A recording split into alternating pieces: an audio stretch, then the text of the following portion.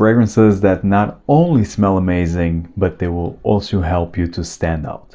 Hi everyone, I'm Jolima. I always loved fragrances and this is my channel Scented Moments where we discuss everything about fragrances. And in this video I will be sharing with you 10 unique, different, bold fragrances that will leave a lasting impression in no specific order. So let's get started. So the first fragrance is from the house of Rubini and it is Tambour Sacré. Man, I love this one. This is so unique and this screams fall. Actually, this is my scent of the day as I'm recording this video. It's Tuesday, 22nd of October. So it's my scent of the day. Absolutely love this one. Also featured on my fall list for this year. One of the best discoveries for me of this year. Also, Tambour Sacré is all about coffee, like the most natural smelling coffee beans with some citruses on top, yes, but they are not very prominent, nor they even last that much. They really just give like a very fresh, very mild, fresh edge.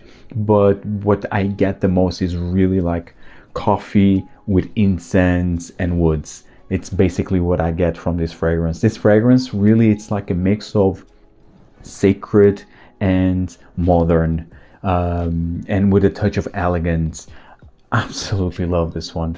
So unique, so well done, and it's really a fragrance that will leave a lasting impression and will definitely make you stand out from the crowd. Rubini has fantastic fragrances. It's an indie brand from Italy, and I discovered this brand last year at Essence, and I'm really a big fan of Rubini's fragrances, specifically Tambour Sacré. Next fragrance, it's from House of Hermès, from the Hermès Essence collection, Cuir d'Ange. And this one is my favorite from this Hermès Essence line.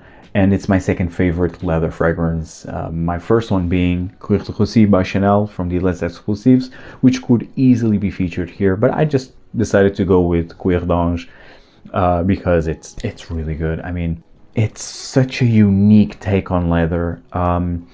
This is very salty, like it's a salty, dry, brown leather. It's a bit horsey for me. It's a bit horsey. Bit musky and floral. For me, I get lots of heliotrope in here and it's amazing. I really love this one. It's really the best creation from this collection in my view, and it's a unique take again on leather. Elegant, sophisticated, and yet with a rustic, rugged feel into it. Fantastic fragrance that will definitely make you stand out. And although it's not a fragrance that it will shout, it's not a loud fragrance, but it has character, it has body, it will perform. I think it's out of the entire Hermès Essence, I think this one is the one that has the better performance, at least in my experience. So highly advise it for you to check this one out. Cuir d'Ange from Hermès. The next fragrance from the house of Thomas de Monaco, Fuego Futuro. This is so unique and I love Thomas de Monaco fragrances, and this one is perfect for the colder weather, actually well featured on my fall list as well this year. So Fuego Futuro, this is an extrait de parfum. This was released last year and it's all about mate with hay, with a smoked clary sage, frankincense and LME resin. So in the end it's a very green, pasty, like mossy, woodsy, smoky, intensity fragrance. Very unique, and the mate really gives a tea-like relaxing vibe into it. So unique, and also a bit peppery in the opening. Very, very unique perfume. This for me screams fall also. Great performance. It's a very thick and rich fragrance overall, and that again will make you stand out from the crowd. Fuego Futuro by Thomas de Monaco. If you're a fan of spicy, ambery, resinous fragrances, then Au Coeur de Désert by Andy Tower is a must. This is such an evocative fragrance. It's mysterious, it's bold, it's different, and I love it. It's really one of the best creations of Andy Tower, a masterpiece in my view. This was released in 2016. This is basically like the next chapter to L'Air de Désert Marocain, which is probably the most iconic fragrance from Tower, the most popular one. But I believe that this is in the same league, but still different. L'Air de Désert Marocain is more dry and more spicy, I would say. And this one is more dense and heavy and thicker when comparing with the L'Air de Désert Marocain. So Au Coeur de Désert is a very thick, incensey, ambery fragrance that gives this mysterious feeling to it, and it's so good. Oh man, it's really one of the best ambers ever created, and it's a must try to any fragrance lover. It's Au Coeur de Désert by Andy Tower. The next fragrance is for those who love a work of art, and this one is from the house of Les Abstraits Des Cendres. This fragrance was nominated this year for the Art and Olfaction Awards that happened in Lisbon. I attended that event, fortunately, but unfortunately, Des Cendres didn't win. But for me, this is a masterpiece, and again, a true work of art. This is very smoky, so this opens up with a blast of galbanum, so with a green, resinous, dry feel, with tons of birch tar, very smoky, ashy burn woods, and then develops into a tuberose, minty, fresh minty fragrance with leather, patchouli, and sandalwood. It's such an evocative fragrance, unique, creative, perfect, really for those who are searching for a true, unique work of art type of perfume that will definitely make you stand out. Des Cendres by Les Abstraits, and the performance is fantastic. The next fragrance is an unconventional one centered around a green tuberose from the house of Naomi Goodsir. It is Nuit de Bakélite, and this is such a big, powerful fragrance. This is not for everyone, and certainly not for the faint of heart.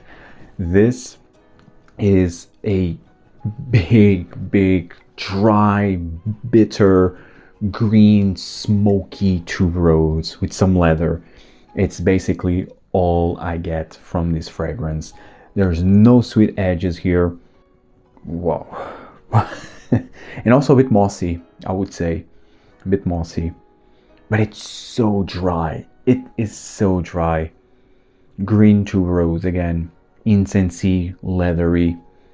No sweet edges, unlike any tuberose that you've encountered. Such a fantastic scent. Highly advise you to check this one out, especially if you want to stand out from the crowd. Naomi Goodsir, Nuit de Bakélite. The next fragrance from the house of Amouage, Royal Tobacco. What a fragrance this is. And this is not your typical sweet tobacco fragrance. Absolutely not. This one, it's quite opulent, very rich and regal type of tobacco, but it has so much more things going on here than just tobacco. So this is very strong in aniseed, frankincense, and cardamom right in the opening, with also big dose of licorice, and then it develops into a very resinous, green, slightly animalic tobacco fragrance. So although you see the name here, Royal Tobacco, but tobacco is not exactly the center of this fragrance. You have so many layers, so many notes in here, that it's really hard to say that this is a straightforward tobacco fragrance. I mean, it's definitely here, and it's even there to say that it's a bit ashy, but I would say that this is much more than just a tobacco fragrance, hands down. And it's beautiful. It's really, as well, it's a fragrance that it's not for the faint of heart. It's very long lasting. It's a powerhouse type of a fragrance, but I just love this one. But I need to be in a mood to wear it. But it's really one of the better Amouage released recently. It's Royal Tobacco from the Library Collection from Amouage. The next fragrance is for those who want to be the most captivating person in the room, smell-wise, of course, from the house of Frederic Malle. the Moon. And you will definitely stand out with the Moon. The Moon is my favorite rose oud fragrance, with tons of raspberry and incense and spices.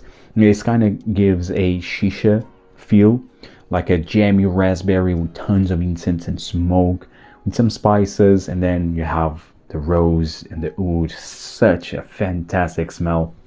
The best rose oud in the market, in my opinion. You don't need anything else but the Moon. If, of course, this is very expensive, and if you feel that it's very expensive, and rightfully so, go with the Alhambra Oud by Ramon Monegal, which was my favorite before I rediscovered the Moon this year. But yes, the Moon is, again, like I said, a bold, rich, intoxicating smell that everyone should try at least once. It's the Moon by Frederic Malle. The next fragrance from the house of Ramon Monegal, from the Don't Touch My Oud collection, but it's not Alhambra Oud, it is Oud on Fire. And this is for those who love smoky fragrances, smoke dark fragrances. This is, like the name implies, it's literally like burned wood. And it's very resinous, very sticky and gooey in the base, but in the opening literally smells like burnt, like fire, resins, smoke everywhere, and oud.